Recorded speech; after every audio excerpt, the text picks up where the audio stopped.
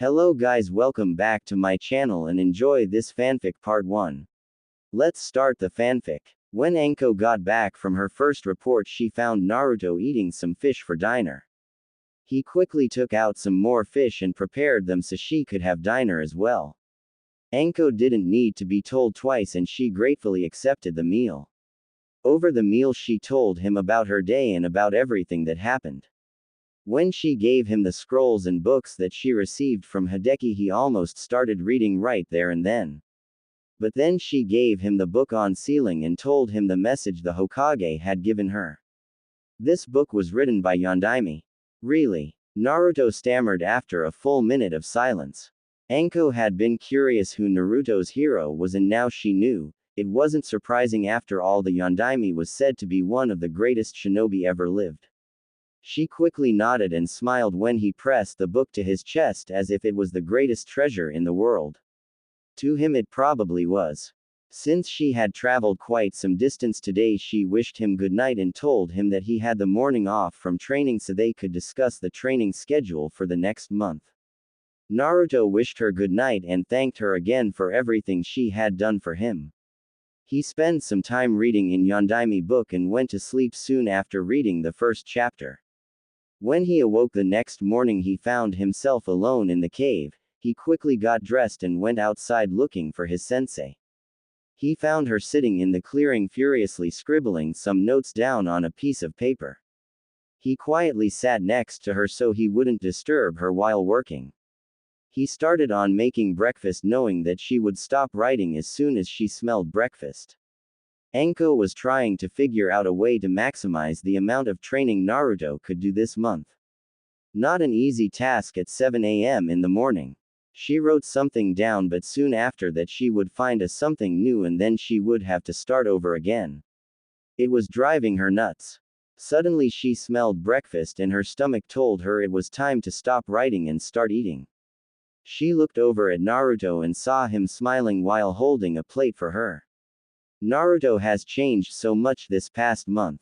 He's really something else, she told herself. They ate their breakfast in silence like they did every morning. It took Naruto 2 days to figure out that Anko liked to spend the early morning, at least until after breakfast, in silence. He came to enjoy a silent breakfast soon after that. It was a time where he could think about the day that was to come. Alright Gaki, we have to figure out your new training schedule. I've been going over some things but I can't seem to find a healthy balance. Help me out here, will you? Now I think that you could spend 1 hour every day practicing chakra control, then we have some sparring matches until lunch. After lunch we could spend some time working on speed and strength training. Or we could work on your ninjutsu training. What do you think? Anko said, trying to get Naruto to help. What about this? In the morning I make a few dozen clones like always and tell them to practice chakra control and taijutsu, while the clones do that you and I work on sparring, speed and strength exercises. After lunch we could either work on ninjutsu or theoretical stuff. We could alternate the afternoon program each day. Sounds good, Naruto said. Anko thought about it and agreed that this was a good idea. Having a full afternoon time on one subject would allow her to go slowly when Naruto had trouble and it would allow their muscles to relax and adjust. She liked the idea of having some kind of diversity while teaching. So they quickly agreed that they would follow Naruto's schedule for the next month. They decided to start in the afternoon with theoretical lessons since she still felt a little tired from the day before. Naruto told her that was fine, and since they had the morning off he took out his book on sealing and started reading while Anko went back to bed. The next day Naruto did his morning exercises, but when he was about to make a few dozen clones Anko told him that she had a new exercise in mind. She got the idea some days before about how medical shinobi had to have really good chakra control. They were able to make chakra scalpels with their chakra.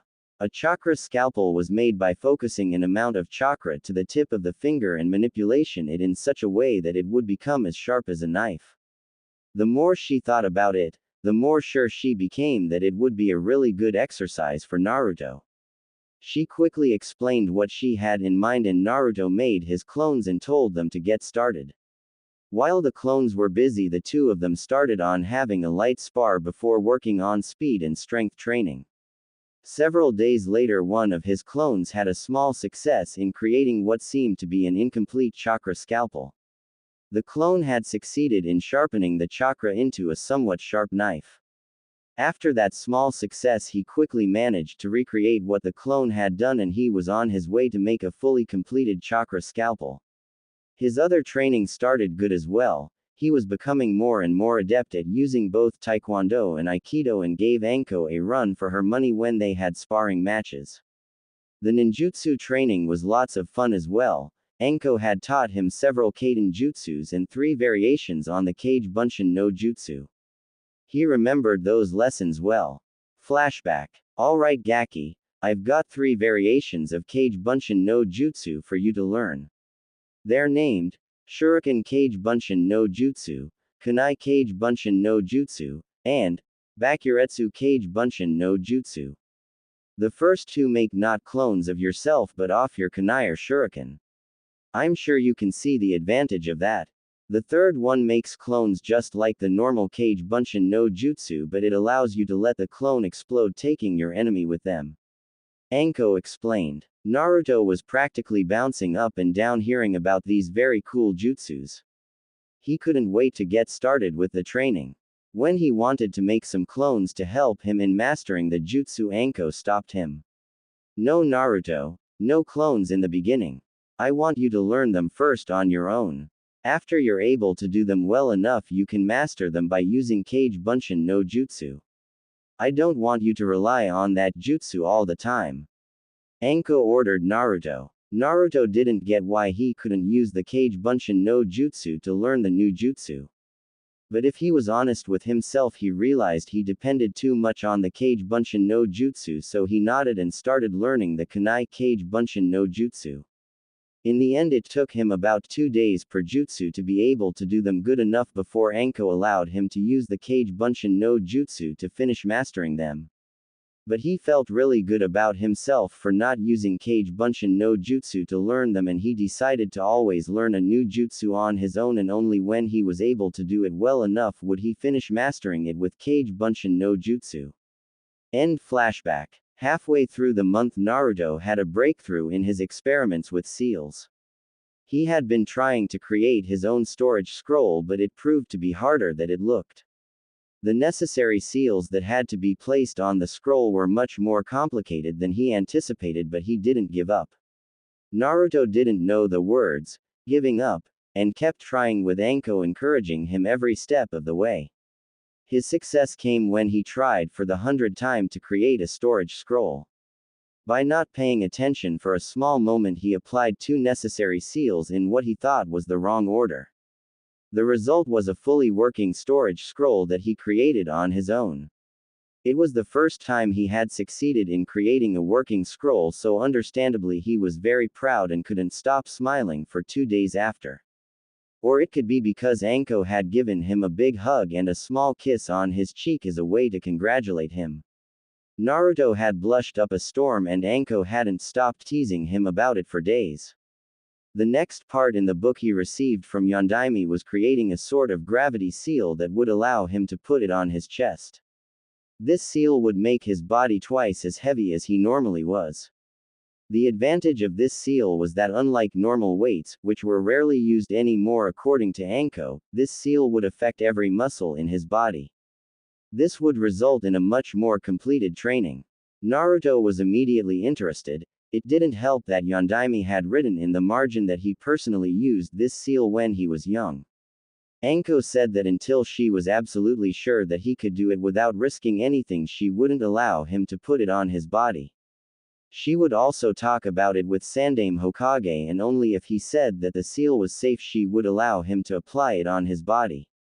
Naruto, who didn't had anyone worrying about him before like this, was touched that Anko cared so much about him, and since he couldn't do the seal yet anyway, it didn't matter. Now 2 days before Anko had to report on Naruto's progress, he called her aside. He had finished a little side project of his. He had been trying to design his own weapon for some time now, and he had decided to start small and make some throwing knives. While kunai were very useful and a lot of shinobi used them as a throwing weapons, the fact remained that kunai were not designed for this purpose. Kunai were designed to use as a stabbing and cutting weapon. Wanting a specially designed throwing knife, he had sat down, made some sketches of how he wanted them to look and started practicing on forging them out of the scrap metal he had gotten from Hideki-san.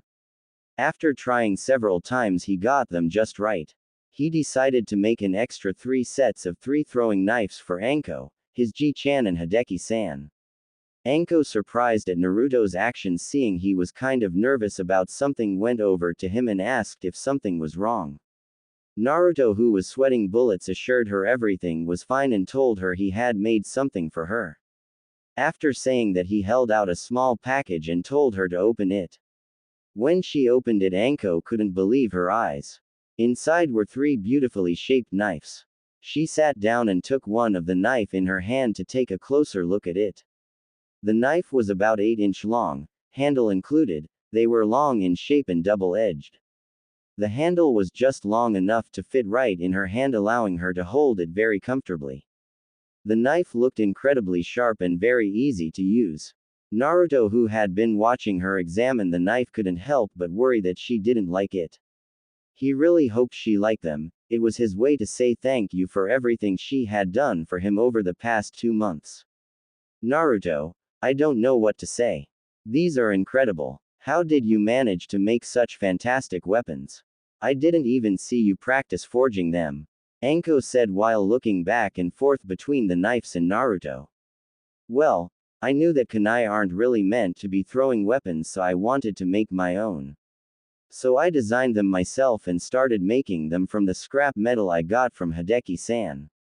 When I knew I could make them perfectly, I forged them out of that high-quality metal as a present for you. I also made a set for Ji-chan and Hideki-san. Do you like them? It's okay if you don't, I understand. Naruto said shyly. Like them? Naruto, I love them. Thank you so much for this wonderful present. I will treasure them for the rest of my life. I can't believe you did that for me, Anko truthfully said with a tear in each eye. And to prove how grateful she really was, she grabbed him in a big hug and gave him a kiss on each cheek. Naruto felt a huge weight drop off his shoulders when she told him that she loved her present. Then he got hugged and kissed again, and he started blushing like crazy. He told her that it was nothing and that it was a way to thank her for everything she had done for him. Though he thought that he could never repay her for the past 2 months. They had spent the rest of the day throwing the knives for practice, and Anko had to say that they were without a doubt much more comfortable and easier to throw than kunai. She was amazed at Naruto's ability to forge such a flawless weapon. She was sure that Sandaime Hokage and Hideki would say the same thing. Naruto got a little flushed when she told him that.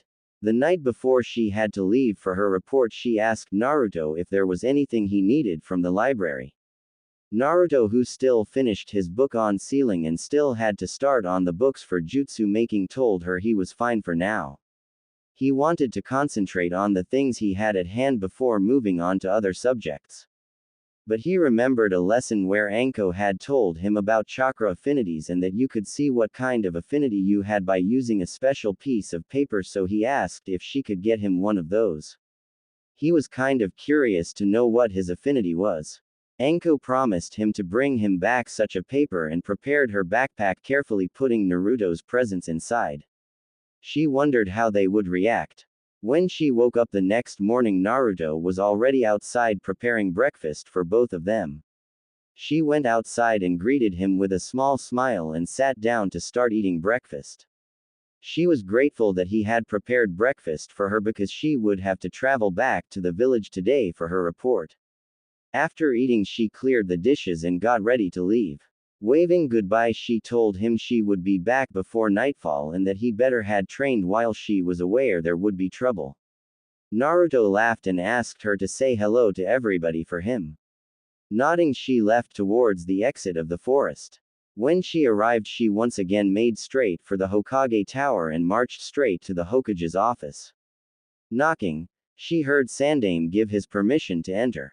Good morning, Hokage-sama. I'm here for my monthly report.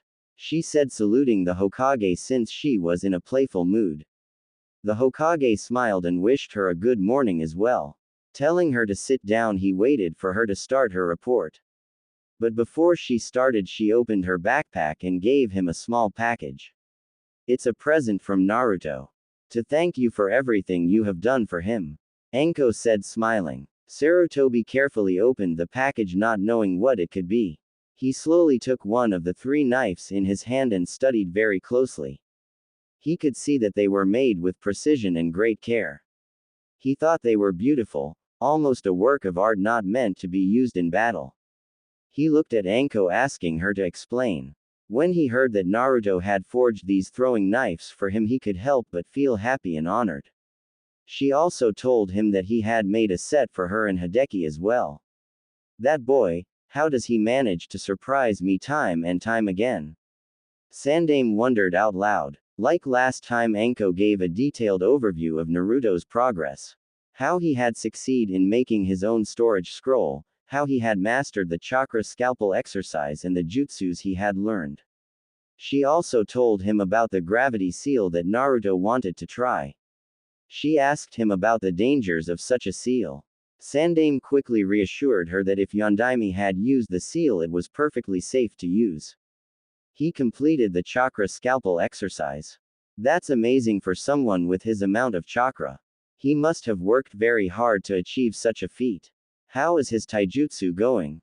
Asked Sarutobi. Anko explained that Naruto practiced for day to no end to complete the chakra scalpel exercise, but once again when he made his first small breakthrough, it didn't take long to finish it. She also told him that his taijutsu was getting very hard to beat thanks to his speed and strength training. Also the fact that his stamina was greater than hers, so couldn't underestimate him anymore. He was getting strong very fast in her opinion. She also told him that while he hadn't started on making his own jutsus yet, she believed it was only a matter of time. Anko, how strong do you think Naruto is now, and how strong do you think he will be after the full 6 months? Please give a honest reply. This is important because it relates to a promise I made. Sarutobi said in a very serious voice. Anko, who hadn't expected such a question, kept silent for a full minute, thinking how she would make an honest assessment of Naruto's strength and level. After thinking about it, she told the Sandaime Hokage that she believed Naruto to be between High Genin and Low Chunin as of this moment. She gave him this level because although Naruto got very good at taijutsu and chakra control, he still had a number of skill he had to improve or acquire. She predicted that by the end of the 6 months Naruto would at least be between mid-level and high-level Chunin. Of course she was a bit biased being his sensei, but she believed that if anyone could achieve this it would be Naruto. Sarutobi nodded, satisfied with Anko's honest reply, and opened a drawer from his desk. The drawer had a special seal on it which only allowed himself to open it. Thanks to a seal that recognized a person's chakra signature, only the owner could access the drawer. He pulled out a scroll, placed it on his desk, and once again undid a seal that would allow somebody else to read it. This wasn't the only seal on the scroll, though it had several safety seals that would protect the contents that it held. Sarutobi looked at the scroll with a look of sadness and regret on his face before telling Anko that this scroll was now Naruto's. He didn't know what was written inside, but he had promised Yondaime that when Naruto would have reached Chunin level he would give the scroll to him. Yondaime said that only Naruto would be able to open it thanks to a blood seal. Naruto would have put some of his blood on the seal which would allow him to open it. There was another seal on the scroll that would judge Naruto's chakra level to see if he was strong enough to read the scroll. When the scroll judged him ready, he would be able to read it. Sarutobi asked Anko that when she returned tonight she would give the scroll to him. He also asked that she would support Naruto when he would read it, because if he guessed right the contents of the scroll would be a huge shock to him. Anko quickly promised to help Naruto in every way possible to make sure he would be alright. That being said, Sarutobi dismissed her and told her that he would wait with a heavy heart for her next report. He also told her that Hideki wanted to see her, though he hadn't said about what. 5 minutes later Anko was on her way to Hideki's shop, wondering what the old man wanted from her. Maybe he had a gift for her or Naruto. Arriving at the store, she wasted no time and went inside. Hello Hideki-san, you asked to see me and here I am. What can I do for you? She said with a playful voice. Ah, Anko-san, just the person I wanted to see. And right on time as well. Excellent, Hideki said. After some small talk, Hideki got right to business. He told her that he had managed to buy a significant amount of high-quality metal from a retiring weapon maker. Hideki had been able to get a very good price for it and he wanted Naruto to have it. The man was so impressed that a young boy wanted to learn how to forge weapons that he donated some of his very own equipment to help Naruto in his weapon making. Anko couldn't help it, but she had to smile as she thought about how Naruto would react to such a gift. He would be very happy, no doubt about it. She thanked him very much and asked that he would that the old weapon maker in hers and Naruto's name. He nodded and told her that would do just that. After that she remembered that she had a gift to deliver and took the small package out of her backpack. Hideki opened the package and took out one of the knives. He was very impressed with the knives and told Anko to tell Naruto how much he liked them. After spending the rest of the afternoon with Kurenai, silently cursing one of her students for being very loud and annoying, she went back to the forest. She liked the village, but she liked the tranquility of the forest much better. She felt good in the middle of nature and liked the small place in the forest she started to call home after these past 2 months. Naruto for his part had finished his necessary training for the day around noon, so he had the rest of the afternoon to read up on seals. He had an idea in the back of his head that he wanted to try out. He had skipped through the book last night and had found something called a blood seal that he immediately liked. A seal that would offer protection to his scrolls so only he, or his descendants, could open them seemed a very nice option. If he wanted to start his own clan weapons and jutsus, he would need a way to protect those secrets, so a blood seal protection sounded very useful. After several tries he succeeded in placing the seal on one of his storage scrolls. Happy about his success, he applied the seal to all the storage scrolls he had made until now. Seeing that he still had lots of time before Anko would be back, he flipped through the book looking for something useful. Just when he was about to give up on finding something that he could do, since a lot of the seals still were out of his reach, a small note caught his eye. It was something that Yondaime had scribbled down between 2 chapters. The seal he described was a seal that would allow you to channel chakra into a weapon. The seal would place the weapon in a casing made of chakra. The casing would take the form and shape of the weapon and would have a very sharp edge, which would make the weapon even sharper and stronger. Naruto thought it was like a chakra scalpel but on a weapon. He could see the use of such a thing. One effect of the chakra scalpel was that it cut like a hot knife through butter. Having such an edge on a weapon would lead to great damage on his enemies. He took out one of his throwing knives and started to engrave the seal into the blade. This took some time because he didn't want to make a mistake and ruin his knife. After about half an hour of very carefully engraving the seal, he finally finished it. He wondered what kind of damage his improved knife would do. Deciding that there's no time like the present, he went to the tree they had used for target practice. He struggled a bit to put the right amount of chakra into the seal.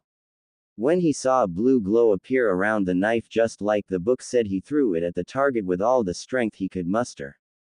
Keeping his eyes on the weapon, he almost fainted from pure excitement when he saw the knife pierce through the tree and embed itself into the tree behind it. He stood there shocked at what he had seen, his mind trying to grasp the possibilities that opened up to him thanks to this seal and already thinking about engraving the rest of his knives. He went over to the target tree and saw that the knife just went through it like it wasn't there. He collected his knife and saw that the chakra casing had disappeared. He reasoned that the casing probably disappeared when the knife went through the first tree. After that, it was just a normal throwing knife. Anko arrived soon after, finding Naruto grinning like a madman engraving something into his knives. The look in his eyes was one of pure excitement and pride. Seeing he was busy doing some detailed work, she decided not to disturb him until he put down the knives. Some minutes later he looked up and greeted Anko with a huge smile. Hey Naruto, everything alright? What has gotten you in such a good mood? Anko asked a little concerned. Anko-sensei, watch this, was all that Naruto said. He went over to the tree with Anko following him. He channeled some chakra into the knife and threw it towards the tree. When Anko saw the knife going through the tree, she dropped the scroll she had been holding.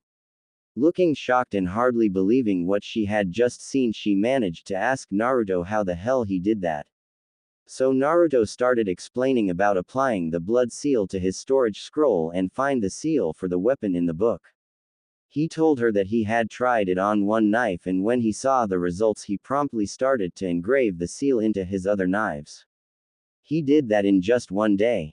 Damn, the Gaki is getting better and better with seals. What else will he come up with? Oh man, I can't wait to see all those jerks at the academy when they see how talented Naruto really is. That's going to be a sight to behold. Anko thought with a smile. She told Naruto that he had found an amazing thing and surpassed her expectations once again. She then told him to gather all his stuff and then they would eat dinner inside the cave. She was a little nervous about showing him the scroll she received from the Hokage. She could tell from his body language that the old man was a little afraid of how Naruto would react. Since Naruto was in such a good mood, she didn't to cause him grief if she could help it. But she had promised to give the scroll tonight and she would keep that promise. After dinner she told him about the scroll she had for him. She told him it was addressed to him from Yondaime and that he would only be able to read it if he was strong enough. She said he could try and see if he could open once every week starting tonight. She also told him that she promised Sandaime that she would stay with him and that he asked her to read the scroll with him. Naruto nodded and said that he would try to open it. He let a drop of blood fall on the seal and the scroll glowed red, showing that the blood protection was lifted. He then channeled some chakra into the scroll and to his and Anko's surprise the scroll opened up, showing that he was ready to read the words Yondaime had written. With shaking hands Naruto grabbed the scroll and put it on his lap. Anko sat down next to him and put her arm around his shoulder, showing her support. Together they started to read. Dear Naruto, I'm writing this scroll knowing that this would be the only thing I would be able to leave you. This is without a doubt the most painful thing I had ever had to do. On this very moment Kyuubi is attacking the outer limits of the village, and as Hokage I have to fight and protect the ones I love. I also know that this will be my last fight. Kyuubi cannot be defeated like any other enemy. Kyuubi is a demon and so many times stronger than a shinobi, even a shinobi as strong as myself. Knowing this, I started searching for another way to defeat it and I believe I have found it. But this solution come with a great cost, a cost of a human life. If it would have been my life it would have gladly given it, but unfortunately this is not the case. While I will die fighting the Kyuubi, it's your life I have to sacrifice, and for that I'm so very sorry. I'm going to seal the demon inside your body, making you a prison for him. You will the one who will save our village every day of your life. You will stop him from destroying everything and everyone we love. You will be a hero amongst heroes, but by doing this I know that I'm sentencing you to a very hard life, and for that I apologize once more. Know that I have the utmost confidence in you. I know that you will be able to do what I am not. Defeating Kyuubi and protecting our village and loved ones. I'm sure you're wondering why I chose you. Well, the reason is simple but also complicated at the same time. The truth is that you're my son. You are the son of Namikaze Minato and Uzumaki Kushina. I can only imagine how you must feel right now. Know that I had no choice than to choose you, my son. You're the only one I would trust for such a job. I understand if you're mad at me and maybe even hate me. The reason nobody told you about us is that I had a large number of enemies inside and outside of Konoha. I was responsible for the death of a large number of Iowa shinobi during the war, and they have always been very hostile towards me after the war. If they knew I had a son they would have sent assassins to kill you, and I couldn't let that happen to my only son. I'm very sorry to say that your mother died during labor, which is not your fault, so don't even think such a thing. Your mother was very sick at the end of her pregnancy and her weakened heart couldn't handle the stress of giving birth. But know that she loved more than life itself. She held you in her arms for a brief moment, and I had never seen her so happy in all the time I have known her. She would always talk about you and the things she would teach you when you were older. As for me, I have never been more proud than the moment I held you in my arms for the first time. I knew right there and then that you would be the greatest shinobi ever. I have loved you since the moment your mom and I knew she was pregnant, and I loved you more and more each passing day. I'm so proud to be your dad, and I love you very much. Never forget that. Inside this scroll are several of my original jutsus that I have made and that made me the man I am today. This is my legacy for you, Naruto. The Namikaze clan is not a big or famous clan like the Uchiha or the Hyuga, so we're not rich and we don't own a large estate, but we were always happy with what we had, and more importantly, we had love. Make sure you find someone to love, my son, because love will enable you to become truly strong. Well, I guess this is it. There were so many things your mother and I wanted to teach you. We wanted to see you grow up happily and find love so you could give us some grandchildren to spoil. So as your parents, we give you a mission. The mission is to get as strong as you can, find a lovely wife and raise at least 2 children on which you can pass our legacy on to. This is our mission to you. With all our love, Mom and Dad. When Naruto and Anko finished reading the letter, both had tears in their eyes, both very moved by such a beautiful letter which had such a sad contents. Naruto couldn't stop the tears from falling, and his shoulders started to shake from the emotions and feelings that were going through his head. Anko felt him tearing up and on the spur of the moment embraced him in a tight hug, letting him know that it was okay to cry on her shoulder. And so Naruto broke down. For the first time in years he cried. He cried for his mom and dad, he cried that they died without knowing their son, he cried for himself because fate didn't allow him to know his parents, he cried because of the loneliness he had known for years. Anko held him in her arms, telling him to let it out while she spoke soft words of support.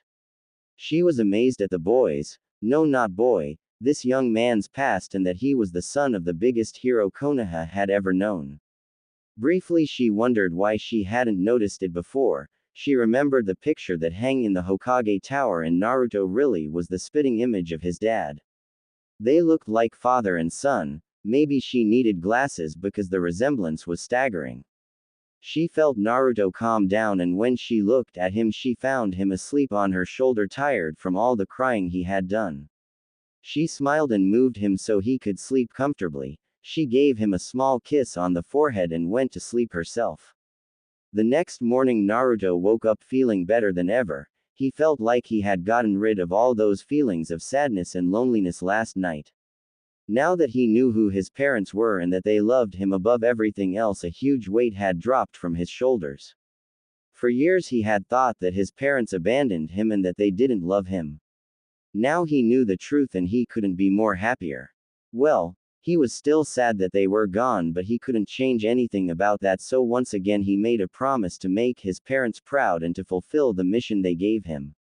He had no problem with that mission since it was one of his biggest dreams to have his own family. He would do anything to make sure that that dream came through. He saw Anko still wrapped up in her futon and he remembered how she held him when he cried. He was really grateful for her presence last night. He didn't recall when or how he fell asleep. The only thing he knew was that he had never slept so good before in his entire life. He would have to thank her for her help. She really was a fantastic woman in his eyes. She helped with his training, she was fun to be around, and she was there for him when he needed her the most. How he would ever repay her he didn't know, but he would find something. Getting up, he started to make the best breakfast ever made to show some of his appreciation. Anko woke up smelling what seemed to be a delicious breakfast. Looking over to Naruto's futon, she saw he was already outside. She hoped he was feeling somewhat better. She didn't like seeing Naruto hurt and sad, it made her feel helpless and useless. Getting dressed, she decided to let Naruto say the first word. She wouldn't force him to talk about it. When he was ready he would talk to her, she was sure of that. When she came outside the cave she found him waiting for her so they could have breakfast. She nodded a good morning to him and attacked her breakfast. He smiled as he saw just how much she enjoyed the breakfast he had made for them. As she finished breakfast, Naruto saw a moment to thank her for last night. Anko-sensei, thank you for last night. Thank you for being there with me. I feel much better now that cried for my parents. I always wondered if they had abandoned me, but now I know the truth. It made me really happy that I could cry on your shoulder. It really means a lot for me. Naruto said softly. Don't worry, Naruto. I feel honored that you wanted me there last night. That was a very personal letter after all. It was a very normal reaction to want to cry. You have found something that you wanted all your life as an orphan. I know, because just like you, I lost my parents when I was really young, so I kind of know what you're going through. Just know that you're not alone anymore. You have Sandaime, Iruka, and you have me. We will help you whenever you needs us. Anko said. Anko stood up and went over to Naruto and gave him a big hug, and for the first time he hugged her back. It seemed that he decided to take a chance again and let someone into his heart. He felt good when she hugged him, so he wanted to receive more of these hugs. Thank you, Anko-chan, he whispered, not intending that she would hear him say those words. You're very welcome, Naruto-kun, she said, smiling at the way he addressed her. Naruto broke away from her and tried to apologize for calling her that. Anko smiled and said that she didn't mind one bit and that he could call her that if he wanted, but only after training and when it was just the both of them. He quickly nodded his head and tried to change the subject. He asked her if she would like to look with him at the jutsu his dad had left him. Anko said she would love to, but that he should take a look for himself first. Naruto argued that she was his friend and sensei and that wanted her to see the jutsu because he knew that she could be trusted. Hearting that argument, she couldn't refuse his offer, so they looked through the scroll, finding 2 jutsus that made his dad so famous. They found notes on Rasengan, a wind and chakra-based attack that was highly destructive when mastered. They also found a very detailed description on Hiraishin no Jutsu, which earned his dad the nickname Konoha's Yellow Flash. Naruto was aware that mastering these jutsu would be far from easy. The Rasengan was AA rank jutsu and Hiraishin no Jutsu was AS rank jutsu, but he would master them no matter what. It was his father's legacy, and it was his duty as his son to continue where his dad had left off. Anko was shocked beyond words. She was able to see the original notes on 2 of the most famous jutsus in the whole shinobi world. Seeing them performed in person was a huge honor, but seeing the notes the Yondaime had written, seeing how it was developed and how to learn to perform them was like meeting Kami in person. If Naruto could learn these jutsus by the end of his training, he would be without a doubt one of the strongest genin in history of Konoha. She would have to incorporate these jutsus in her training schedule because there was no way Naruto wouldn't want to learn these jutsus. Naruto, these are amazing. Imagine learning these jutsus before the end of these 6 months. You would shock the Sandaime out of his socks. You would be the strongest genin ever lived. No genin, no scratch, not even the best junin would be able to beat the Rasengan and the Hiraishin no Jutsu. Anko said, becoming more and more excited by the minute. Naruto would have to agree with her. His Ji-chan would be very surprised to see him perform his father's jutsus. It would be the best present he could give his Ji-chan, showing him that he would be stepping in his father's footsteps. He knew Ji-chan considered his dad as family. He had told him before how much he loved Yondaime and how sad he was when he died. Anko-sensei, please help me learn these jutsus. I want to make you, my parents and Ji-chan proud. I need to know to do these jutsus. I will do whatever it takes. Naruto said, full of conviction. After that, they started on making a training schedule for the next months. Since the Rasengan was almost pure chakra manipulation, they would practice on that instead of chakra control exercises. Naruto wanted to learn the Rasengan on his own and not by the use of Kage Bunshin no Jutsu, which meant that it would take longer, but they had 4 months to practice. But Anko was sure Naruto would learn the Rasengan fairly quick thanks to his good chakra control. The Hiraishin no Jutsu would be learned after the normal training, since he would first have to learn the seals that were necessary for the jutsu. Also his taijutsu would continue same as speed and strength training. the theoretical lessons Anko would spend on talking and discussing all the different clans that Konoha had. She wanted him to know about the clans and their jutsus so that he would know how to fight them if necessary. Naruto also wanted to practice his weapon forging since he had several ideas that he wanted to try out. So they started the training for the next month. Naruto and Anko spend their time training and enjoying their time together. They had fun together when training was over and they really got to know each other. Naruto had told her about some of his past and the loneliness he had known, and Anko told him why she wasn't well liked in the village and about Orochimaru and the cursed seal she had received from him. Orochimaru promptly went to the #1 spot on Naruto's to kill list, but Anko made him promise to never search out Orochimaru, and if he ever encountered him, he was to take his teammates and run to safety. She told him that no matter how strong he got, he definitely wasn't strong to beat one of the legendary Sannin. Naruto promised that he wouldn't search for Orochimaru, but that if he ever threatened one of his precious people he would fight him with everything he got. Anko, seeing he wouldn't change his mind on this, accepted and thanked him for seeing her as one of his precious people. Naruto-kun, what are your dreams for the future besides becoming Hokage? Surely you have other dreams? Anko asked her student. She smiled when she saw his face change into a serious thinking kind of face. He seemed to think a lot about how to answer this question, she thought. Well, yeah, of course I have other dreams, but becoming Hokage is not only a dream, it's a goal. A goal that I will achieve no matter what. I guess I have 3 dreams that I would like to see fulfilled.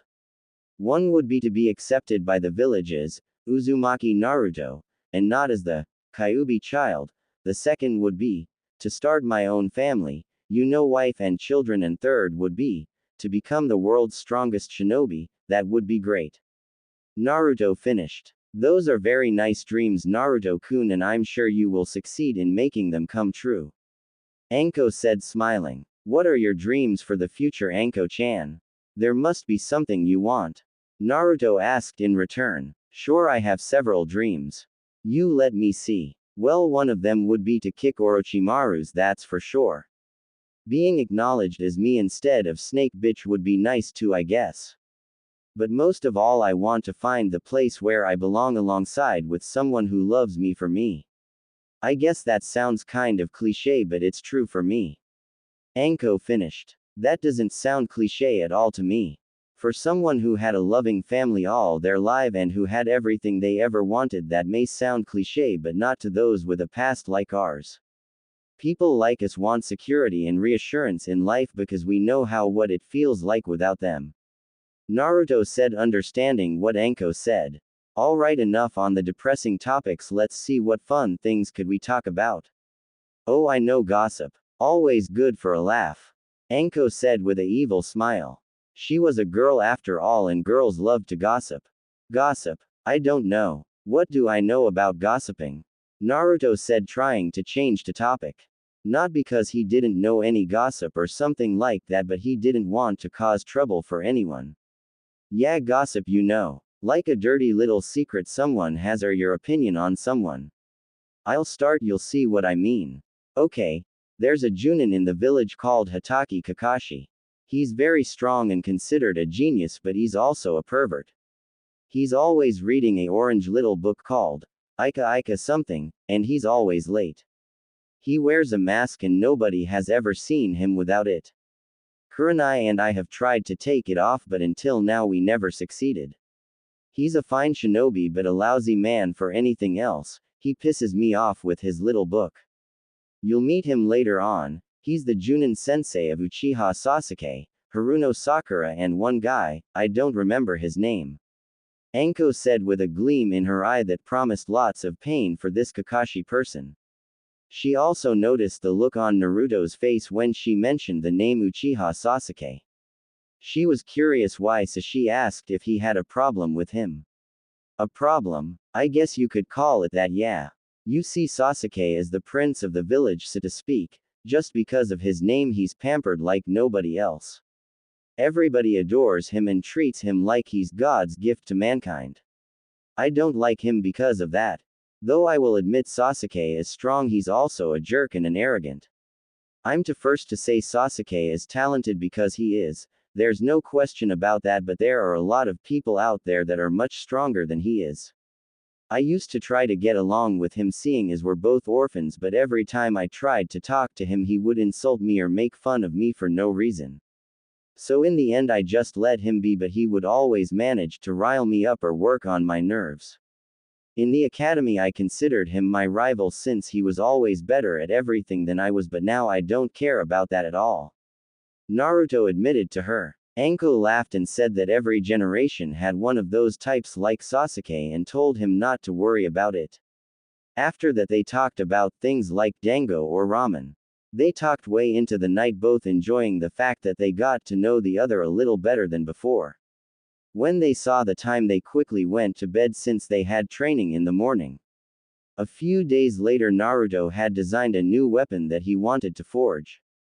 Thanks to the old weapon maker, Naruto had excellent tools to make this weapon.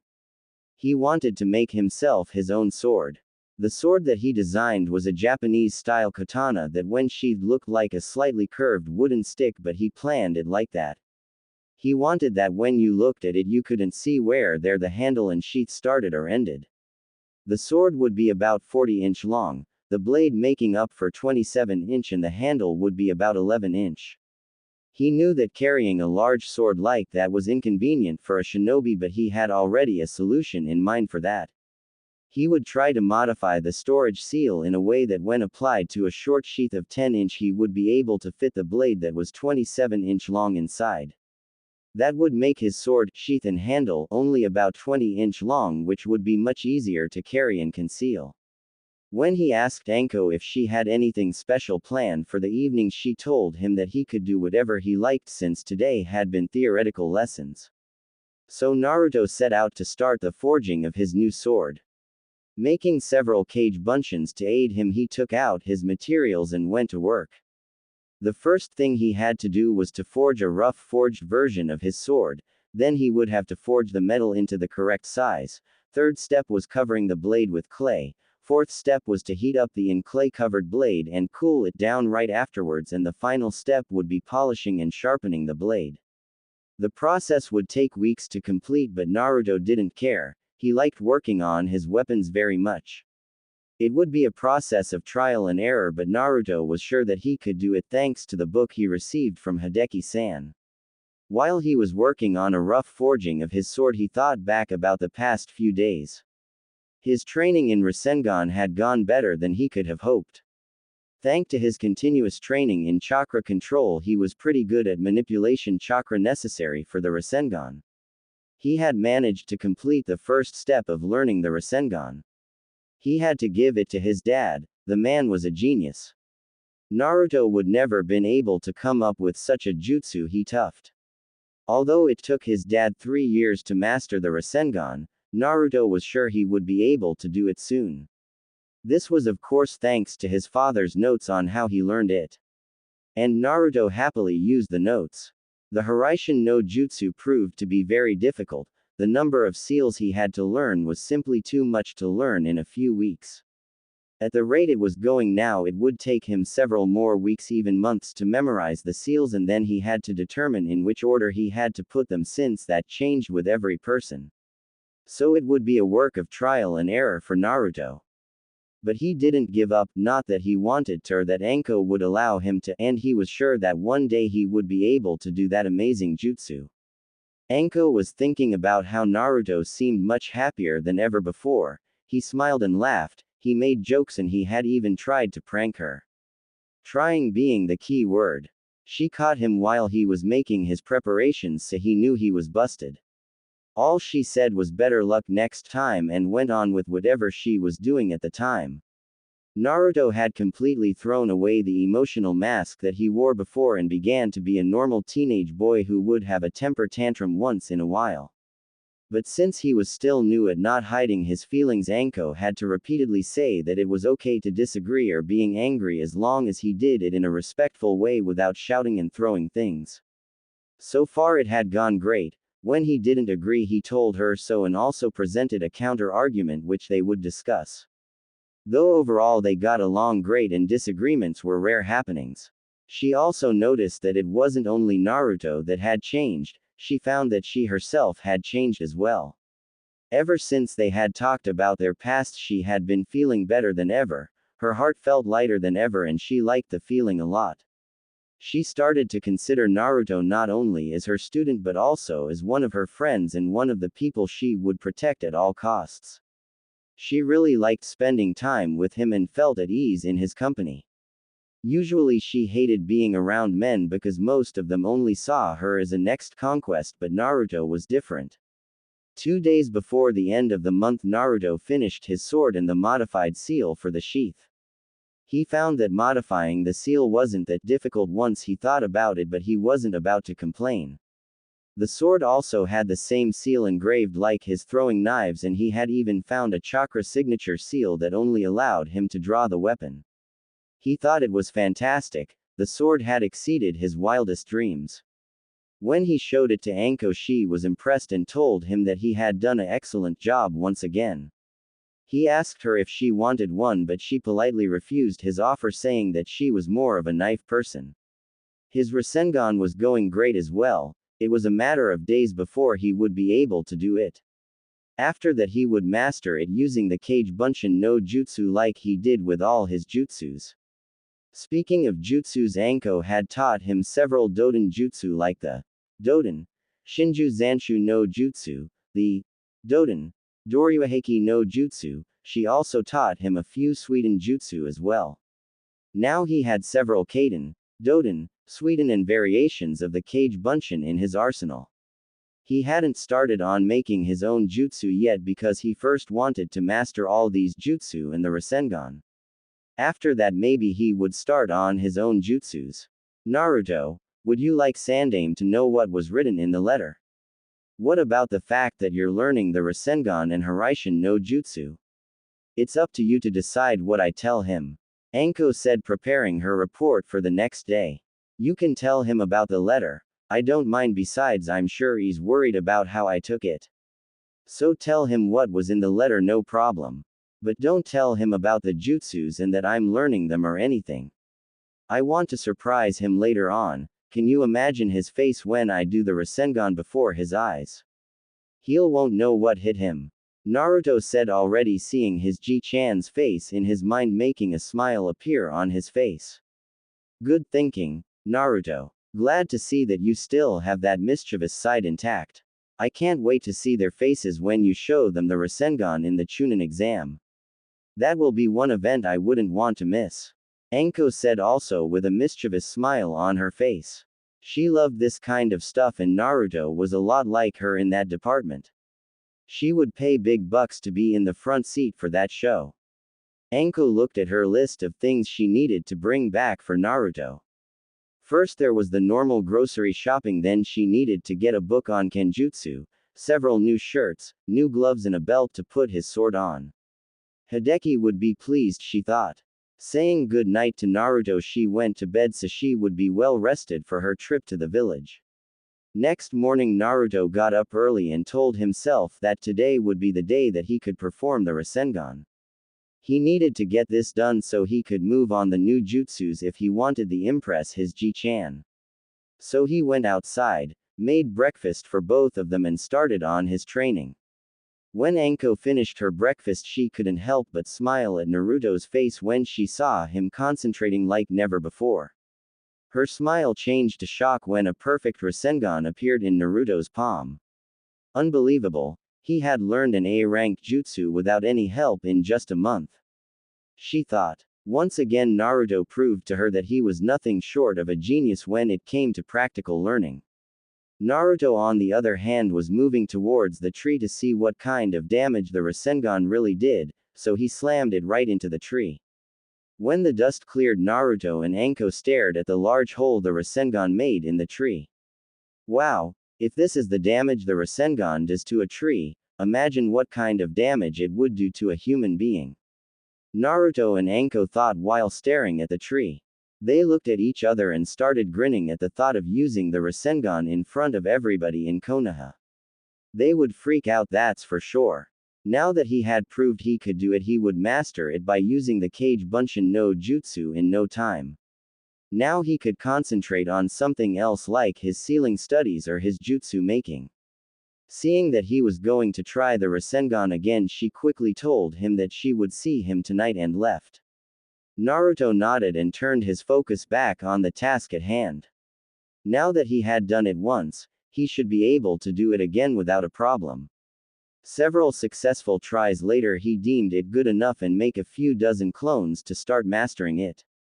He wanted to be able to use it without having the need to concentrate for several seconds. In a fight, those seconds could mean life or dead. Seeing his clones practicing, he went to the other side of the clearing and started on making some new throwing knives. He still had lots of metal available, but he decided to use scrap metal to make some disposable throwing knives since you couldn't always collect every weapon you threw in battle. He thought it would be a waste of material if he left his high-quality knives behind on the battlefield, and with the use of the seal, even the knives made from scrap metal would be strong enough. He also had a storage seal he wanted to modify so that he could place it on his holster, and then by channeling a small amount of chakra into the seal, one knife would appear at the time. So that's what he did while Anko was giving her report to Ji-chan. Anko had given her report to a stressed Hokage. He was stressed because he was afraid how Naruto would react when he learned the truth about his heritage. When Anko told him that he had nothing to worry about, he slumped into his chair, releasing a deep breath, immensely happy that Naruto understood his actions. He listened to Anko's report and was very pleased with Naruto's progress. He was looking forward to seeing his adoptive grandson again. He really missed the boy's energetic behavior and the visits Naruto gave him. He also noticed some changes in Anko's behavior and he smiled. Apparently the two had a good influence on each other. After giving her report Anko, she quickly bought the necessary food supplies and went to the library to pick up a book on Kenjutsu, and after that she went to see Hideki and bought Naruto some new shirts, gloves and a belt to put his sword on. When Hideki asked why he needed a belt, Anko quickly explained about the beautiful sword Naruto had forged. Hideki told her that Naruto would have to come and show it to him the first chance he got. Nodding, she left the store trying to find Kurenai, who she found waiting for her at their usual spot. They talked for about an hour. Anko telling about the time Naruto tried to prank her, while Kurenai told her about how she had to punish one of her students for peeking into the women's baths at the hot spring. Anko swore she would remember that and told Kurenai that if she caught him peeping on her, she would be one student short. Kurenai laughed but still made Anko promise not to kill her student if possible. Anko, what will you and Naruto do after the 6 months of training? I mean, will you do missions on your own or what? Kurenai asked suddenly. I really don't know yet. I haven't really thought about, but now that you bring this up, maybe I should start planning for things after the training. Anko said, wondering why she hadn't thought of this before. I have an idea that might work. You know that Hinata, Kiba and Shino are all clan heirs, right? Seeing Anko nod, she continued. Being an heir means that every once in a while they have clan obligations like training with clan members or missions with clan members. This leaves my team incomplete, and because of that we can't do any missions during that time. What if we asked Sandame if you and Naruto could join Team 8? Naruto would be able to fill in for the missing person, and he would also learn how to work in a team. And when there's no mission, you two could join our team training. You could help me train my students on areas I'm not familiar with, like assassination and interrogation. It would benefit all of us. Kurenai finished. You think your students would be okay with that? I mean, they don't know that Naruto graduated, and even though they got along during their time in the academy, they weren't the best of friends. Anko said, thinking about her friend's idea. She had to admit she kind of liked it. Naruto needed some friends of his own age as well, she realized. I'm sure they'll be fine. Besides, like you said, Naruto isn't the same Naruto from the academy anymore. And it will allow them to learn from each other as well. Kurenai said, hoping Anko would agree. She would enjoy having her friend around, and Naruto would make a fine addition to the team. Fine, I'll discuss it with the Hokage next month. Until then, don't tell your students about this. I'm pretty sure he will agree, but best be sure before we make any announcements. Anko said to Kurenai. Kurenai nodded, happy that Anko decided to give her idea a chance. She really wanted to have her friend around because she missed their daily talks and fun. It sounded a bit selfish, but she didn't care. They would all benefit from this arrangement, she was sure of that. After that, they talked a little about how things were going in the village. Anko got up and said her goodbye since it was getting late and she was sure that Naruto would be waiting for her to start dinner. She hugged Kurenai and told her that they would meet again next month, same place, same time. Kurenai looked at her friend who was already hopping over the rooftops and couldn't help but think about how much Anko had changed over the past few months. Before, she had been the only true friend Anko had, and it saddened her to see a wonderful person like Anko being so lonely. But now she had really opened up. It seemed Naruto had become a major part in her life, and for that she was very thankful to the young shinobi. The Anko she saw today was a cheerful one like she always was, but now she smiled like never before. It was a smile that seemed to be coming from her heart, and it warmed Kurenai's heart as well. She really hoped they would be able to join Team 8, it would be great, she thought. When Anko arrived back in the clearing, she saw Naruto working on his forging and wondered what he was making now. I'm back, Naruto. Did something happen while I was gone? Anko called out to Naruto. Ah, welcome back. Everything went fine. I started on practicing the Rasengan with the help from some cage bunshin and did the rest of my exercises as well. Naruto replied, happy she was back.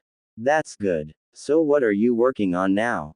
A new sword? Anko asked as she came over to him. No, not a new sword. I decided to make some disposable throwing knives from the scrap metal I received from Hideki-san.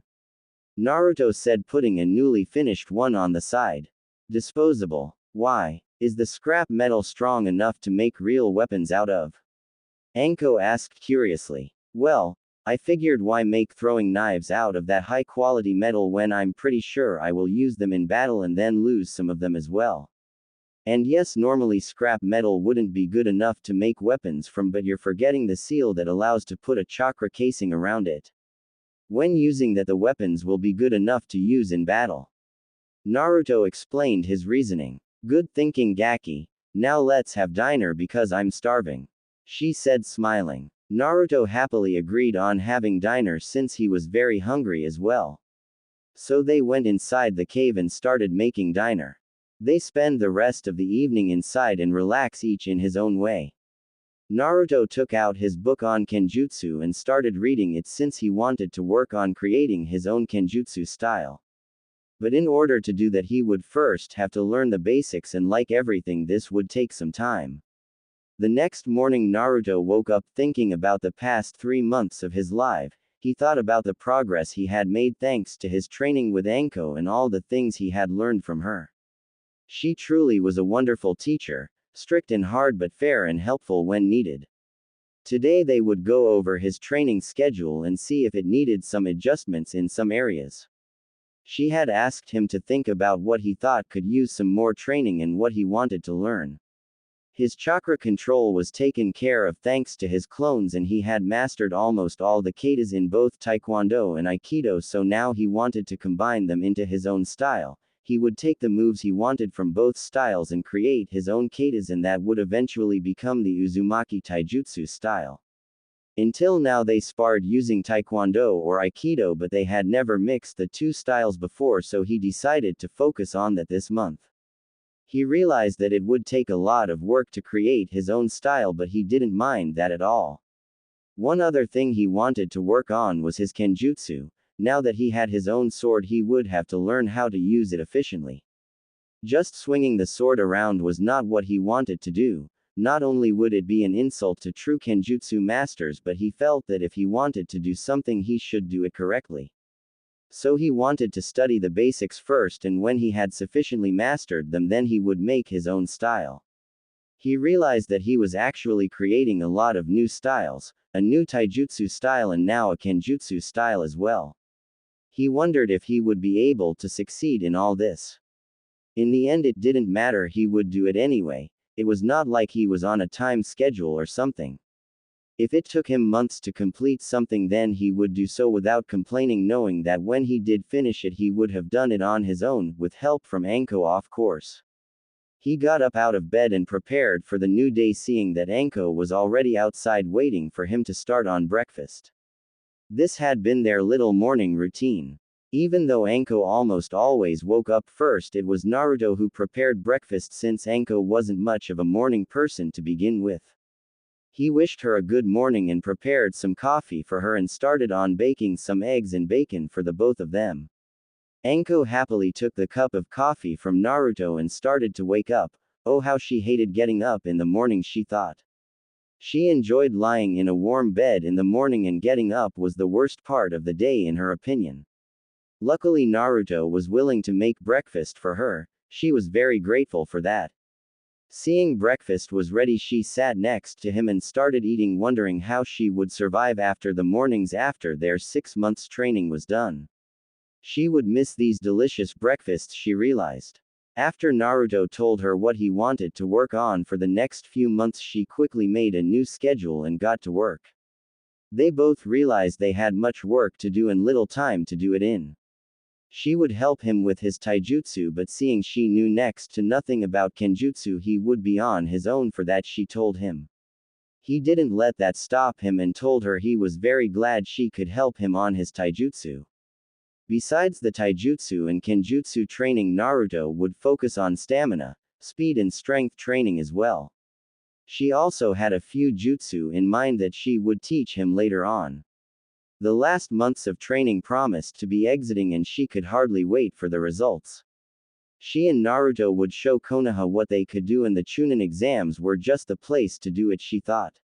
She would have to get good seats so she could see all the shocked faces on those old farts of the council and the other Junin senseis. Priceless, she thought. The last 3 months Naruto and Anko spent on several things. Naruto had started kenjutsu training, which he liked a lot, and he had now almost mastered the basics and would soon start on making his own techniques. He had also made good progress with his own taijutsu style as well. The style which combined the moves he liked the most of the two styles was just perfect for him. He was getting really good at it too. He also made a large number of disposable throwing knives from scrap metal and had made a special seal that he placed on his holster and allowed him to take a knife just by channeling a minuscule amount of chakra into the seal. The belt he had bought held his sword with ease on his lower back in a horizontal position. All Naruto had to do was grab the handle and a sword with a 27-inch blade would slide out a 10-inch length sheath. He had mastered several new jutsu. All in all, Naruto had become a strong genin that would be able to hold his own against a lot of shinobi. The thing he needed the most of all was experience, but that would come with the missions they would do. There were 5 months before the Chunin exam would take place, and she told Naruto that he would enter no matter what. Naruto didn't disagree. Becoming Chunin was the next step and he felt that he was ready for it. So now they were on their way to the village after 6 months of training, and Naruto couldn't wait to see his Ji-chan, Iruka and Hideki-san. He wanted to show them how strong he had gotten and that he was worthy of their trust in him. He also couldn't wait to go to Ichiraku's and have some ramen. He really missed his ramen, but thanks to a healthy diet he had grown some 3 inches. No longer was he a shrimp in his own eyes. Thinking about all of this got him really excited and he picked up the pace. Anko, who had been in front, let Naruto pass, knowing he was anxious to get back. She looked at him and no longer saw a small boy with fierce determination. No, that boy had become a young man she was very proud of. Naruto had grown a lot these past 6 months, not only in a psychical way but also emotionally. He became a young man full of confidence and a drive to never give up no matter what. She was very glad to know him and she felt honored that she was one of his precious people. She had become very attached to the young shinobi, but she didn't know in which way just yet. It could be a sisterly way of attachment, though if she was honest with herself she knew it wasn't that kind of attachment. No, it was much more than that, but she didn't want to think about that right now. Beside, there was little chance Naruto would feel the same for her. If she had known how Naruto truly felt about her, she would have known that that chance wasn't little at all. Seeing that they had arrived at the main gate, she cleared her head of such thoughts and stepped up beside him. They entered through the gate and went straight for the Hokage Tower, where they would meet with the Hokage, Iruka and Hideki at Naruto's request. Passing through town, Naruto noticed that not much had changed since he left, and he was kind of glad. He liked the village just as it was. Arriving at the tower, they quickly went up to the appointment lady, as Naruto liked to call her, and asked if they could enter. She nodded, telling them that everyone was waiting for them. They thanked her and knocked on the door. Hearing the okay to enter, they opened the door. Sarutobi, Iruka and Hideki had been patiently waiting for their two guests to arrive. All three of them had been waiting for this day for 6 months. Last month Anko had asked if Sarutobi could gather Iruka and Hideki when they returned. The last week proved to be an amazing test for their patience and their nerves. None of them had slept very well last night because they were so nervous to see Naruto again. So when they heard a knock on the door, the three of them jumped up from their chair and waited for them to come in. Sarutobi quickly gave permission to enter, and the three of held their breath, wondering what they would happen next. Anko entered the room first and said hello to everybody, while Naruto stood straight behind her so she would block him from their view. The three of them mumbled a hello and tried to look behind her. Seeing this, Anko stepped aside with a smile on her face, never taking her eyes off the three men standing there. Nothing could have prepared them for when they saw the new Naruto standing there in the office. Naruto stood there with a smile that could light up the room in complete darkness. He took a few steps forward and made his way over to the three men. Ji-chan, Iruka-sensei, Hideki-san, it's great seeing the three of you again. I'm glad to see you all in good health. I've missed you guys very much. Naruto said, smiling. Sarutobi couldn't believe his eyes. For a moment he thought that Minato had come back to life. The resemblance was staggering. They could almost pass for twins if you didn't look at Naruto's whiskered cheeks. He took a good look at Naruto. The boy had grown a few inches. His hair was longer than before, and he believed Naruto had a small ponytail. He certainly gained some muscles but still had a lean body like he used to have. But what surprised him the most were Naruto's eyes. They showed happiness and love, something Naruto couldn't fake no matter what. For the first time he saw a truly happy Naruto, and it couldn't make him happier. Anko had been the best teacher Naruto could ever have had, he realized. He would have to reward her, maybe give her a promotion or something. He would figure out that part later on. Iruka had about the same thoughts as Sandaime. Naruto had definitely become strong and powerful. Everything about Naruto's stance screamed confidence and pure strength. Naruto's smile showed that it was an honest and true smile, not like the ones before where he would hide behind a fake smile. Naruto had changed from a small boy to a powerful young man. He couldn't help but wonder what kind of training he had done. Looking at him, Iruka noticed the changes in his former student. Gone was the small boy he considered one of his favorite students. He had evolved into a young man ready for whatever life would throw at him and willing to fight for those he loved. He could see the sheer determination in Naruto's eyes. They showed him that he would never give up and always succeed in the thing that needed to be done, no matter what the odds. He would have to thank Anko for doing such a great job in teaching Naruto. Hideki no longer saw the small little boy who had entered his shop 6 months ago, but saw a young man full of life and happiness. He was really glad that he had the chance to get to know this wonderful boy who seemed to be well on his way to become the best shinobi ever lived. He just hoped that he lived long enough to be able to brag to others that he knew the Uzumaki Naruto. Naruto, it's so good to see you again after all these months. You look great. I'm sure you have become very strong if I'm to believe Anko reports. I can't wait to see what you have learned, but I'm sure we will see that during the Chunin exam in 5 months. For now, welcome back, and I wish you good luck on your missions that will start tomorrow. Sandaime said, smiling at his adopted grandson. It's good to see you too, Ji-chan. And I promise you that you'll be surprised when you see how I perform at the Chunin exams. Naruto said with a large smile. I'm sure that Anko explained to you that at first you will have to do about 25 D rank missions before you can go on to C rank. That is Anko. Kurenai and myself have decided that you will be an extra member of Team 8 since all 3 members are heirs to their clan and each of them has several clan duties which makes them unavailable for team practice and missions.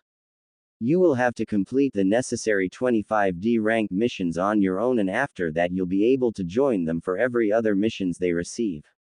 Sandaime continued his explanation. He laughed at Naruto's face when he heard about the number of D rank missions he would have to do. 25D rank missions. That much. Oh man, I was hoping there would be like 5 of them. Naruto said a little disappointed. Anko didn't mention that he thought. He looked over at her and saw her grinning evilly at his expense. You don't have to grin that way, Anko-sensei. You'll be joining me for those missions, all 25 of them. Naruto said, trying to get a little revenge. He smiled when he saw Anko's grin disappear from her face. Of course, with the use of Kage Bunshin's 25D rank missions are of no concern to you. I will allow up to 5 missions a day, so in 5 days you should be done with those. Is there anything you want to add? Sandaime explained to Naruto. Yeah, can we go to Ichiraku's? I'm starving and I really miss their ramen. Besides, I want to talk to you guys. I want to know what you guys have been doing while I was away. Naruto said, smiling at them. They all laughed at Naruto's request, but they gladly agreed and they made their way over to Ichiraku's. When they arrived, Naruto was greeted from the old man and his daughter who said that they missed his visits a lot. They were very happy that Naruto was back because this meant business would be good again.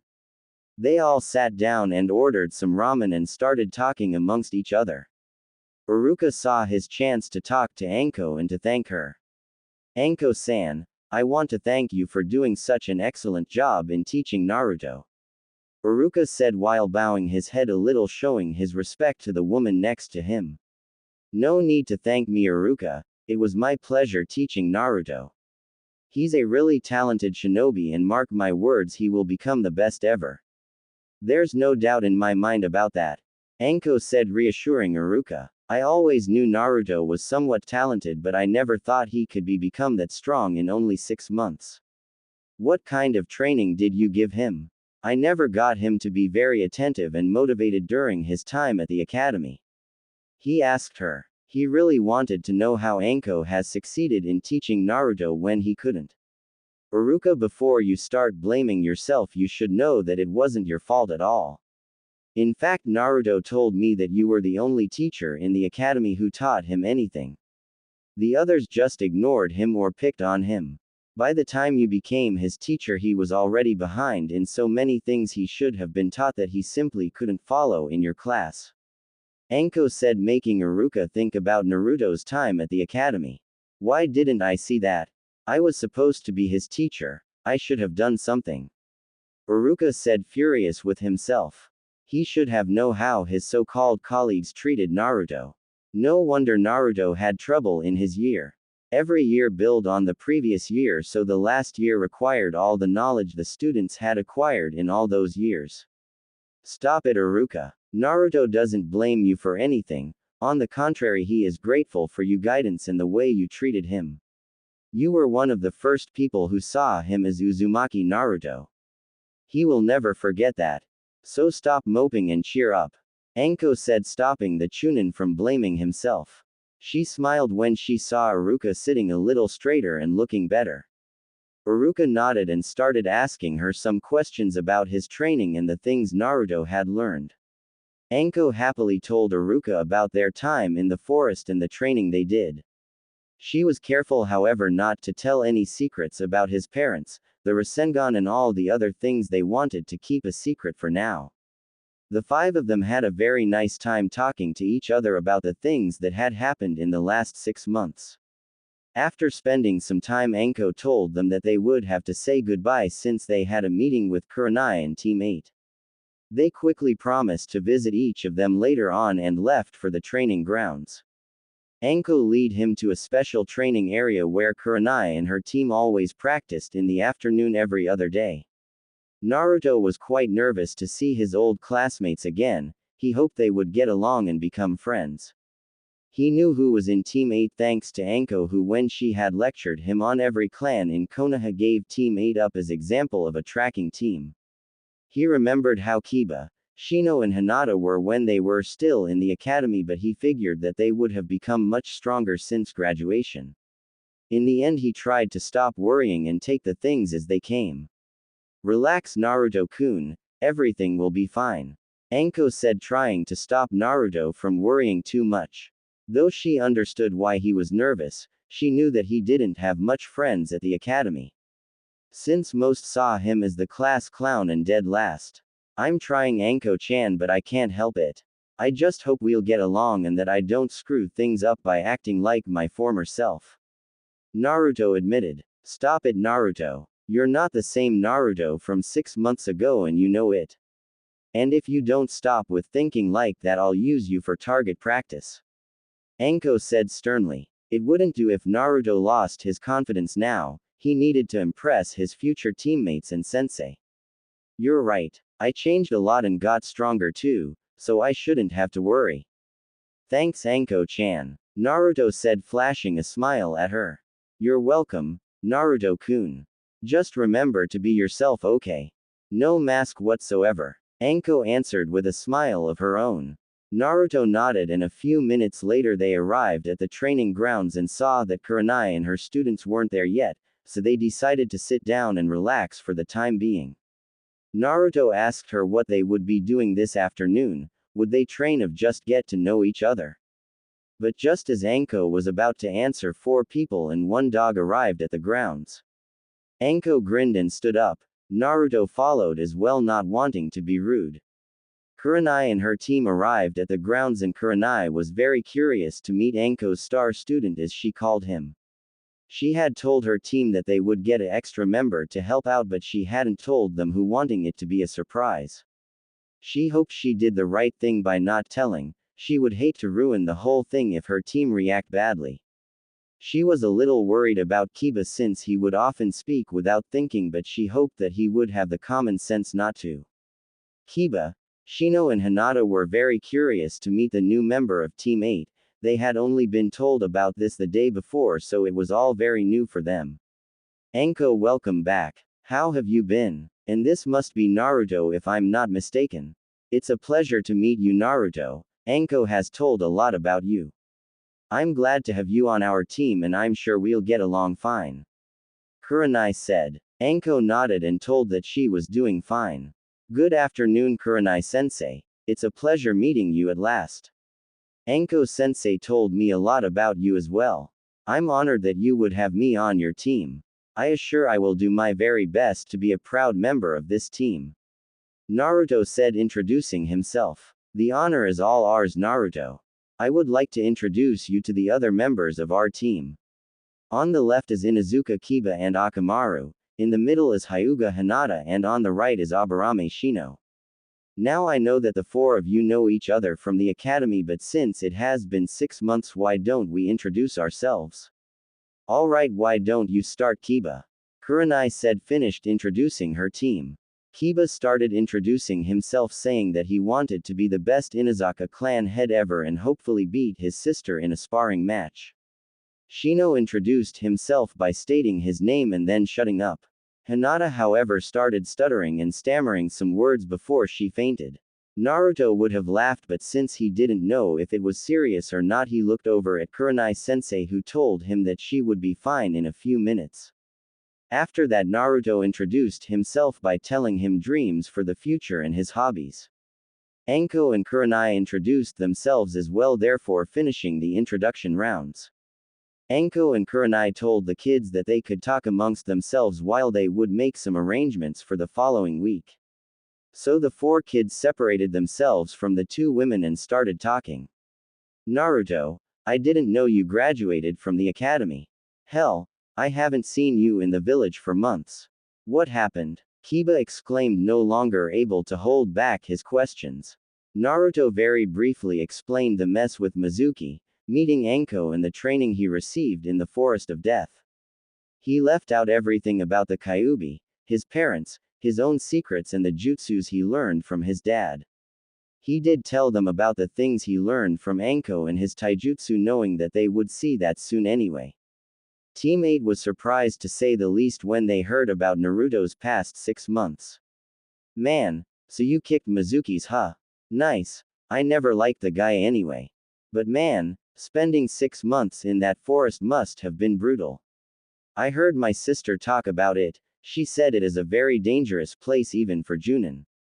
Kiba said, impressed. Shino, also knowing about the dangers of the Forest of Death, nodded, telling Naruto that he respected him for surviving in such a harsh environment.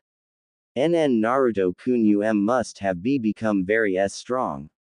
Hinata managed to say after a few seconds of trying.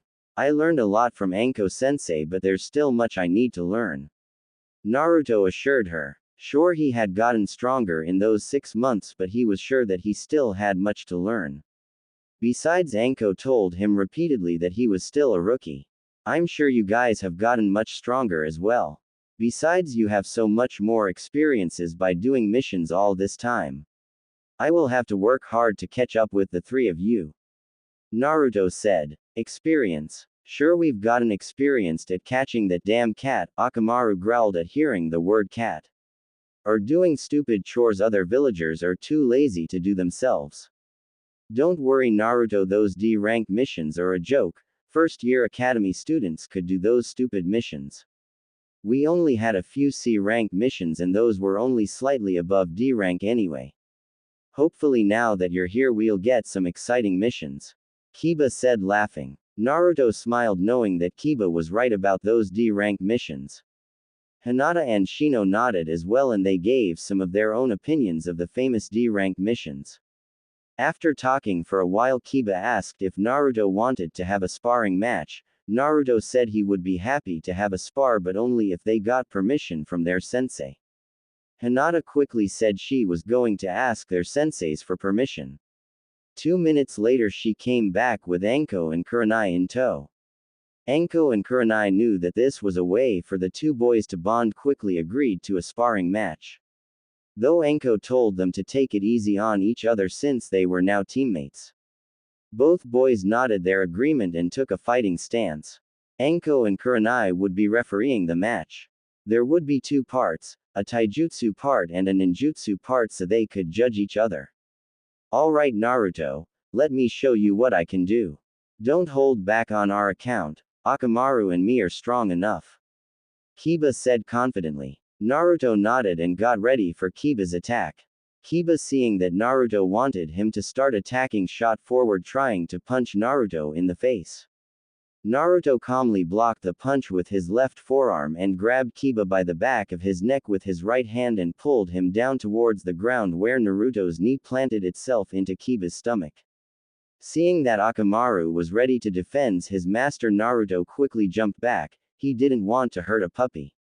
Kiba, not having expected such a move, took a heavy blow to his stomach and he was on his hands and knees trying to recover. Naruto let him have the time he needed. When Kiba got back up, he nodded to Naruto that it was okay for him to attack if he wanted, since he decided to be on the defensive side this time. Naruto nodded and started his attack. He ran up to Kiba and lifted his left leg to make a kick to Kiba's right side.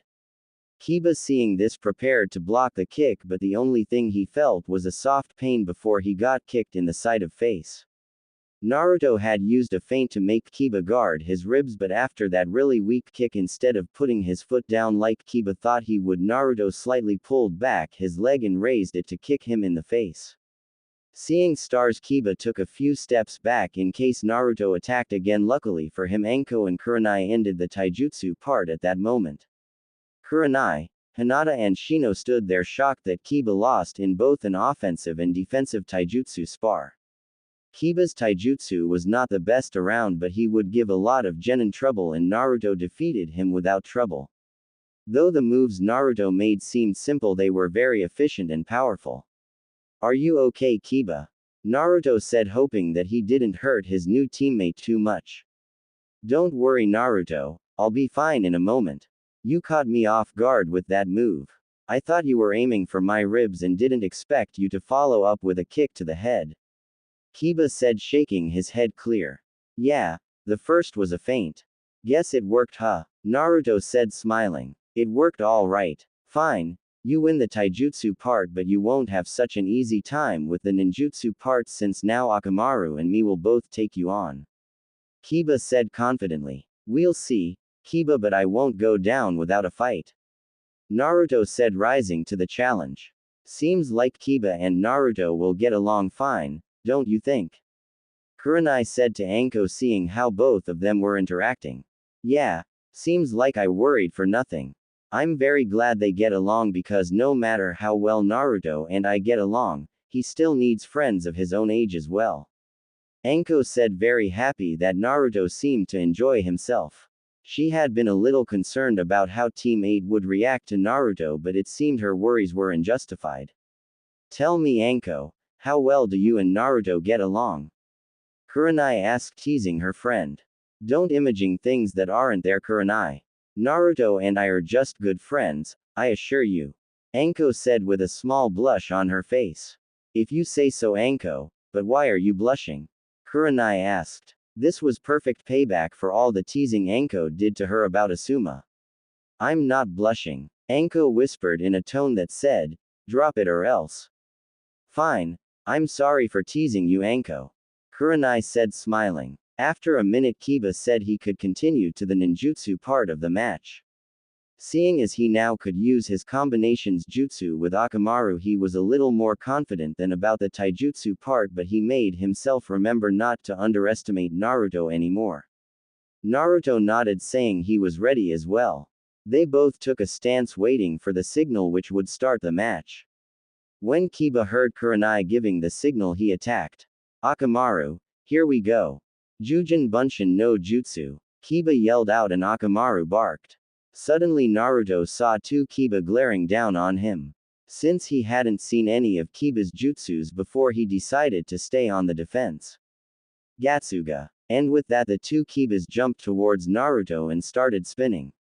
Naruto didn't need to be explained that he would get hurt if he got hit with that jutsu, so he got ready to evade them. After evading them the first time, they just turned around and came right at him again. He knew that he couldn't evade forever and that he would get hit eventually if he didn't react. Jumping back a little, he started doing hand seals at very high speed. Doden. Doryuheki no Jutsu, Naruto called out. Out of Naruto's mouth came a large stream of mud and erected a wall of mud before him.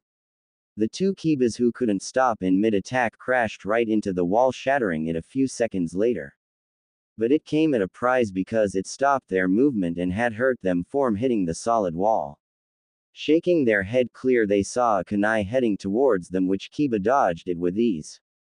When they looked in front of them, they saw Naruto waiting for the next attack.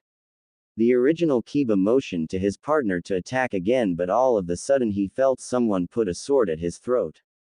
Do you yield? Naruto asked. Kiba, seeing no other option, told Anko and Kurenai that he forfeited the match. As she saw that Kurenai was too shocked, Anko called the match in Naruto's favor. Naruto sheathed his sword and congratulated Kiba and Akamaru for a great match. Kiba snorted and told Naruto the same. Kurenai, Hinata and Shino started clapping at the both of them for a very nice match. How did you get behind me? I didn't see you move at all. How did you do that? Kiba said, wanting to know how Naruto had defeated him. I knew that I couldn't keep evading your Gatsuga for very long, so I devised a plan of attack. I used Doden Doryuheki no Jutsu to stop your movements and to give me time to make a cage bunshin. The wall would also hide me from your view, and while you couldn't see me, I hanged myself into a kunai and make the clone throw me towards you, knowing you would dodge it. When you did, I transformed back and put my sword at your throat. Naruto explained for Kiba. How did you know I was the real Kiba and not Akamaru? Kiba asked. I didn't know who was who, but I figured that you wouldn't let Akamaru get hurt or killed, so in the end it didn't matter. Naruto explained. Yeah, I won't let Akamaru get hurt. He's my partner and my friend. Kiba said while petting Akamaru on the head. Anko couldn't be more proud of Naruto. He had come up with a very good plan and had performed it flawlessly. It was a well thought out plan and it proved to work just like he predicted. Teammate and Kurenai stared at Naruto when he explained everything, having trouble to believe that Naruto, who people always called untalented and stupid, could come up with such a plan while being under attack. It showed a lot of Naruto's true talent that he could come up with such a perfect plan and that he could perform it as well. Yeah, about that sword. Where did it come from? I didn't see you carrying a sword before you put at my throat. Kiba wondered. I have been carrying it all the time. See, Naruto said as he turned around and pointed to lower back. Naruto then showed them his sword and the sheath on his lower back, explaining to them that although it looked like he carried a knife or something, it was actually his sword. Teammate looked amazed that Naruto had such a weapon and wondered where he had acquired it. Wow, that's so cool. Where did you get that? I've never seen such a thing before. Kiba said, forgetting his loss. Well, you could say it's a family heirloom in a way. Naruto said, evading the question. He didn't want them to know that he forged it himself. He would tell them eventually, but not today. After talking and laughing some more, Kurenai dismissed her 3 students and told them that they would meet for team practice the next morning. Saying their goodbye to Naruto, Anko and Kurenai, they left excited about their new companions and friends. Kurenai bid Anko and Naruto farewell as she not date with Asuma. Naruto and Anko made their way towards Naruto's apartment to check if it was still standing. When they arrived, they found his front door broken down, graffiti on the walls and several rocks with hate messages wrapped around them in the room. Naruto sighed. He just got back and those kind of things were already happening. It seemed that some villagers had heard about his return and they wanted to welcome him back. Anko, however, was furious. How dare they treat her Naruto-kun like that? If she ever found the ones doing this, there would be hell to pay. Grabbing Naruto's hand, she dragged him out the room and started to make her way to her own home. There's no way in hell that I'm allowing you to stay in that place, Naruto. You're staying with me from now on. Since I live in a shinobi-only building, they wouldn't dare to try that there. And I'm not taking a no for an answer. Anko said after Naruto asked her where they were headed. Thank you, Anko-chan. Naruto said softly while feeling very happy that he would be able to stay with Anko. He really had started to like her after spending so much time with her. He felt comfortable around her and she always could make him smile. Not to mention she was very beautiful and drop-dead sexy. Don't mention it. Beside, I've gotten used to having you around, Naruto-kun, and I really enjoy your company. So it's a win-win situation for both of us. Anko said, winking at Naruto, which made him blush a little. She loved it when she could make him blush. She thought it was the cutest thing. Anko guided him towards the building she lived in. From his apartment it took them only a few minutes since they jumped over the rooftops instead of walking. When they arrived, Naruto saw a big building that seemed to house several small apartments for shinobi. Anko, seeing the look on his face, explained that the building had over 100 living quarters that only chunin or higher could rent. Each living quarter had a bedroom, a small guest room, bathroom, a kitchen and a living room, and was in fact perfect for a single person living there. She told him that she had been living here for years since it was calm and relatively cheap to rent. After reaching her floor, she went to her door and opened it so Naruto could get inside. He took off his shoes and quietly waited for Anko to tell him it was okay to proceed into the living room. Seeing his hesitation, she went over to him to reassure him a little. Naruto, what are you waiting for? Go on, come on in, there's no need to be shy, you know. We've been living together for 6 months now, so make yourself at home, okay? Anko said, motioning to Naruto to get his butt inside. She then made her way into the small kitchen to get something to drink. Naruto made his way into the living room and instantly felt like he belonged here. The room was small but cozy, and to him that was something new. His apartment was anything but cozy thanks to some villagers. He placed his backpack next to Anko's and sat down on the couch waiting, trying to adjust to this new living environment. Anko came back from the kitchen and gave Naruto a glass of juice and sat down as well. You know, I'll miss the cave in the forest. It became a home away from home to me. I really enjoyed the time we spent there. Anko said, sipping from her drink. Yeah, me too. I love the village, but like you said, the forest and the cave became like a second home. Too bad we couldn't stay any longer, huh? Naruto said, leaning back in the comfortable couch. Sure, but I think we'll be able to enjoy ourselves here as well. Consider this your home from now, Naruto-kun. She said softly. Thanks, Anko-chan. That means a lot to me, more than you'll ever know.